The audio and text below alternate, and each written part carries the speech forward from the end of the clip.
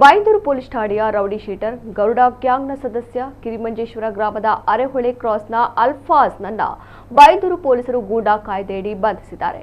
ಉಡುಪಿ ಜಿಲ್ಲಾ ಪೊಲೀಸ್ ಅಧೀಕ್ಷಕ ಹರಿರಾಮ್ ಶಂಕರ್ ನೀಡಿದ ವರದಿಯ ಮೇರೆಗೆ ಜಿಲ್ಲಾ ದಂಡಾಧಿಕಾರಿಯಾಗಿರುವ ಜಿಲ್ಲಾಧಿಕಾರಿ ಸ್ವರೂಪ ಟೀಕೆ ಏಪ್ರಿಲ್ 24ರಂದು ಈ ಆದೇಶ ಹೊರಡಿಸಿದ್ದಾರೆ. ಈತನ ವಿರುದ್ಧ ಉಡುಪಿ ಜಿಲ್ಲೆಯ ಶಿರುವ, ಗಂಗೊಳ್ಳಿ, ಬೈಂದೂರು, ಉಡುಪಿ ನಗರ, ಕುಂದಾಪುರ ಗ್ರಾಮಾಂತರ, ಕುಂದಾಪುರ ನಗರ ಠಾಣೆಯಲ್ಲಿ ಹಾಗೂ ಉತ್ತರ ಕನ್ನಡ ಜಿಲ್ಲೆಯ ಭಟ್ಕಳ ನಗರ ಸೇರಿದಂತೆ ವಿವಿಧ ಠಾಣೆಗಳಲ್ಲಿ 2 ಕೊಲೆ ಯತ್ನ, 1 ದರೋಡೆ ಯತ್ನ, 1 ಹಲ್ಲೆ, 1 ಅಕ್ರಮ ಕೂಟ, 1 ಅಪಹರಣ, 1 ಮಾದಕ ವಸ್ತು ಮಾರಾಟ ಹಾಗೂ 1 ಇತರ ಪ್ರಕರಣ ಸೇರಿದಂತೆ ಒಟ್ಟು 10 ಪ್ರಕರಣಗಳು ದಾಖಲಾಗಿವೆ.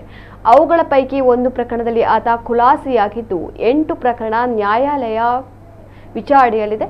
ಉಳಿದ 1 ಪ್ರಕರಣ ತನಿಖೆಯಲ್ಲಿದೆ. ಬಂಧಿತ ಆರೋಪಿಯನ್ನು ಶಿವಮೊಗ್ಗ ಕೇಂದ್ರ ಕಾರಾಗೃಹದಲ್ಲಿ ಬಂಧನದಲ್ಲಿರಿಸಲು ಆದೇಶಿಸಲಾಗಿದೆ.